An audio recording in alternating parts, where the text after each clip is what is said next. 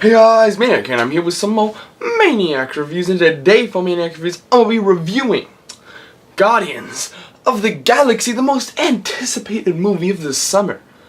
So let's jump into this beautiful review.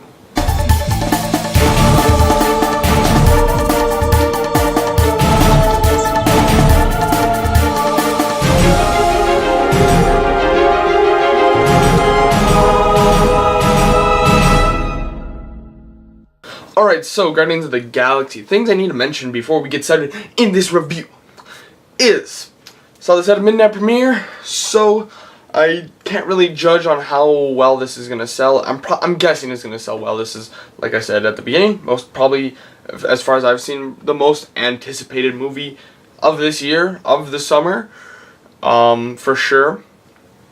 I am a huge Marvel comic book nerd. So this movie, so I have kind of a presence when it comes to the comic books and a bit more insight when it comes to that stuff. So I'm eventually in the review, I'm probably gonna go off into comic book stuff compared to the movie, just so you all know.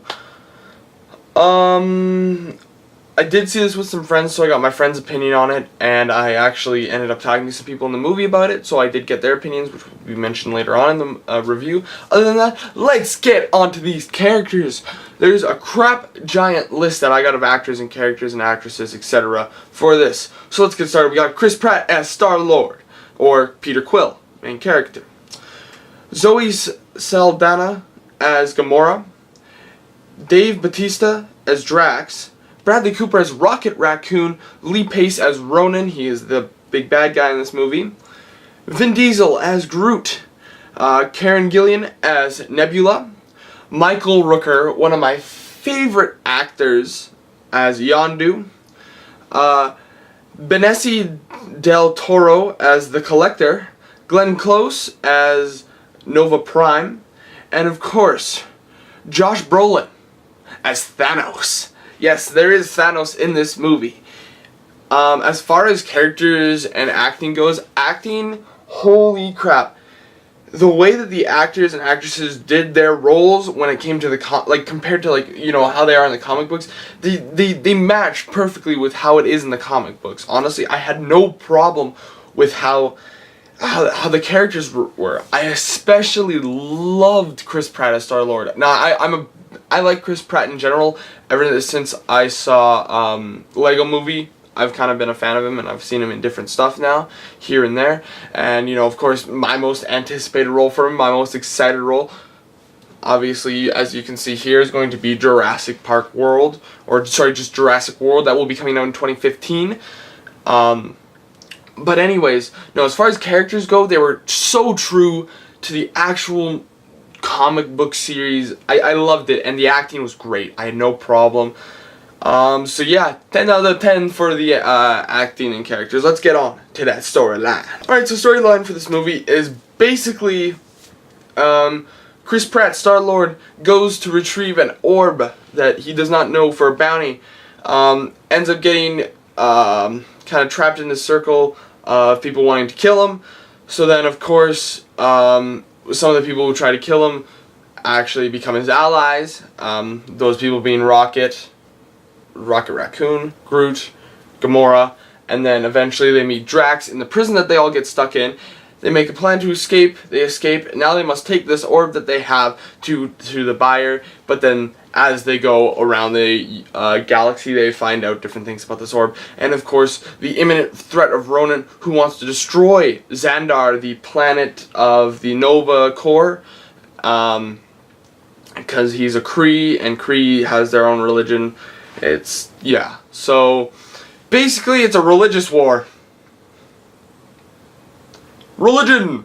That's basically the reason why there's a giant war going on. Why there's why the main bad guy is the way he is because of religion and its religious beliefs.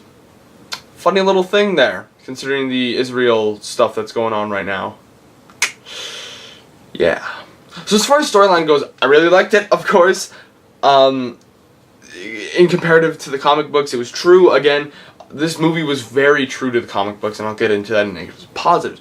But this was the storyline was really good. Ronan was done perfectly. The way that he's set up is, from what I can remember, and the same in the comic books. But yeah, so yeah, storyline was good. It was a solid storyline. They left some open holes, but they've already announced, they announced last week at San Diego Comic-Con that there's going to be a second Guardians of the Galaxy. So obviously that's coming out in 2017. I think it was June something, 2017. Anyways though, so that's obviously going to be released. When that gets released, it'll probably clear up some stuff. But other than that, storyline was good. Let's get on to the negatives and positives. This section of this review, of course, like usual, is going to be huge, but I think it's going to be even bigger this time. Alright, so negatives and positives. Wow. There's going to be so many positives. I'm going to start off with the negatives. The only problems I really had with this movie was how true it was to the comic books. And by that I mean,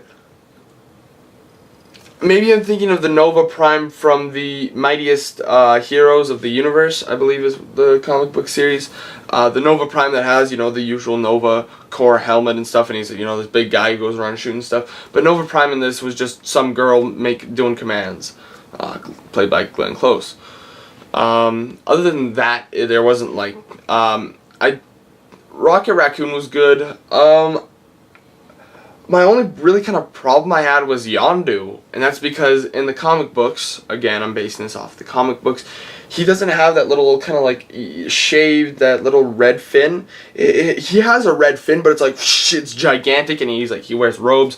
This was kind of like more of a, they were trying to go for more of a look of like a bandit kind of thing, which I do understand. I was kind of hoping I'd get to see Michael Rooker and giant cloth and, you know, freaking spandex and stuff, and has a giant ass sail on his head. That'd be kind of cool to see. Just saying. Other negatives I had, there were some stuff I was kind of confused about that I want them to explain, which I hope they do explain in the next movie. But of course, with the Avengers movies, they're trying to set it up. They just keep trying to set it up, because right now we're still in Phase 2. Phase 2 isn't going to end until Avengers 2, which is next year. Everybody of course is excited for that movie. I'm gonna be excited for that movie if this is what Guardians of the Galaxy is. Guardians of the Galaxy, this movie, let's go into positives, because this movie was everything. I was scared going into this movie because I had heard some mixed reviews. From some people I had heard it was bad, from some people I heard it was good. Other people it was meh. You know, so I've heard reviews all around the board. Now, the Guardians of the Galaxy comic books are they're kind of jokey. They're almost like the Deadpool comic books. The Deadpool comic books, of which are, you know, super gory with you know, boobs and you know, nudity and stuff, and, you know, shooting and all that and jokes. Guardians of the Galaxy is the more kiddish version of that, which I really like. And they didn't screw that up. They kept true to that, you know, kind of kiddish but adult nature, and they did a good job of keeping it where it was supposed to be funny, and then where it was supposed to be jokey. And by jokey I mean like comedy. They kept a fine line in between. It wasn't them trying to be serious, but then they were like, I mean, like making themselves look stupid and people laughing. When they wanted to be serious, they were serious. When they wanted to be funny, they were funny. This movie, I honestly, there's so much I could say about it. I have to say honestly though, is the setup. The setup that they're doing for Thanos is so huge. I am so excited. Now, I have a bit of a theory. Alright, and I'm going to explain this to you guys. And that is, in this movie, they had the purple gem for the Infinity Gauntlet. Now, of course, Thanos' big thing is the Infinity Gauntlet, the gauntlet that basically like controls the universe and stuff. Now, if you look at it, if you look at all the movies, you've actually seen some of the other gems. If you think about it, the Tesseract is the blue gem. The green gem, the soul gem, that's the one I can remember right now. Oh yeah, so blue is mind. The mind gem is the Tesseract. Think about it, the Tesseract is holding the mind gem. That's why it's such a big power thing, right? Loki's staff has that little green orb in it. I'm not going to spoil what happens in Thor 2, but it would make sense with how Thor 2 ended if that happened to be the soul gem, the gem that brings people back to life and can kill people. In Thor 2 as well, you have the ether, the red gem. What's the red gem? I can't remember at the moment. And then for Guardians of the Galaxy, I found it funny that they had the purple gem, which is also the space gem. Now there are 2 gems left for the whole Infinity Gauntlet that we have to wait on. The orange and yellow one. And I don't think they're going to put in the pink and, there's another one, pink and something else ones. I don't think they're going to put in rhythm and whatever the other one is. Because that's different universe stuff. But I think what they're going to try to do is in Phase 3, I think they're going to try to wrap it up into Thanos is going to like get all the stones somehow throughout the course of the movies in Phase 3.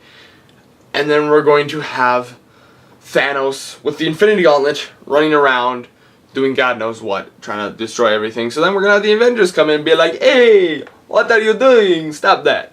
But yeah, this movie actually, I didn't think it was going to tie in with the Avengers and, all that other Marvel stuff, but it ties in hugely, gigantically to Phase 2 and Phase 3, in my opinion. I don't know, no one knows yet how they're going to do Phase 3, because they're not even done Phase 2. They're already planning Phase 3, they're not even done Phase 2. So we're still waiting on what's going to happen on Phase 3. We kind of know already what's happening in Phase 2 due to the Comic-Con panel that they had and all the other stuff that's been leaking onto the internet. But there's also, but yeah, and of course with any Marvel movie you have the end credits. There's always something after the credits. Oh, I couldn't stop laughing.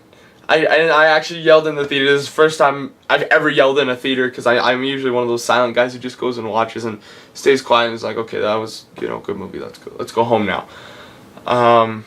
So yeah. Any other positives? This is just a well-rounded movie. It was everything I hoped for, alright? And of course, I talked to other people in the movie theater. I was talking with my friends when we were waiting for the end credit scene, about, Phase 3 and stuff, and what's gonna happen. And some people behind us were listening, and they're just like, oh yeah, and we got talking, and then I eventually asked, oh, how did you like this movie? And the few guys I was talking to in the back go, oh, it was great, it was everything, when it comes to comic books. These guys were comic book nerds, of course, so I was talking to them about comics and the comic book stuff. So of course, and they loved it. Alright, my friends loved it, and I loved it. This is a movie, and there were points in the movie where the people were cheering. And for a midnight premiere, compared to what I've had in the past, like Dawn of the Planet of the Apes was actually pretty big. This movie wasn't as big as I thought it would be. Now maybe that was because there was a premiere before it, and people just thought, okay, I'll just go see this early so I can actually have some sleep tonight, instead of going to it at like 10 o'clock at night. I understand that, but I still think this is gonna be, I could say this isn't the best movie of the summer or of the year. I would have to say the best movie of the summer was Dawn of the Planet of the Apes. Honestly, that movie was so great. I stressed that in the review. It was such a great movie. But yeah, so as far as this movie goes, for ratings, I'm gonna give you a bit of a 4.8. I want to give it a 5 out of 5, but there was just some stuff that I personally, there was points where I didn't like how much they leave out. Now, obviously they're gonna clear it up. Now, in the long stretch, when I am 50 years old and I can look back and go, oh, this makes sense now. Like when I'm older and people are gonna find these movies and watch them, I don't know if they'll still be going. Oh God, that I don't know how that even work. Like, holy crap, they're gonna eventually have to run out of material, or something's gonna come in. Anyways though, I just don't like how they left open some stuff. And of course, but that's just me, because I don't want to wait. I am not a patient person, so this doesn't help me. So yeah, though, I actually do really recommend you go see this movie. This is probably the second best movie of the year. There's so many good movies this year, but on the other side, there's been so many terrible ones. But next week, speaking about terrible movies, we got TMNT, Teenage Mutant Ninja Turtles, directed by the one, the only Michael Bay. Transformers 4, that was a shit movie. Let's see if he can recover himself next week.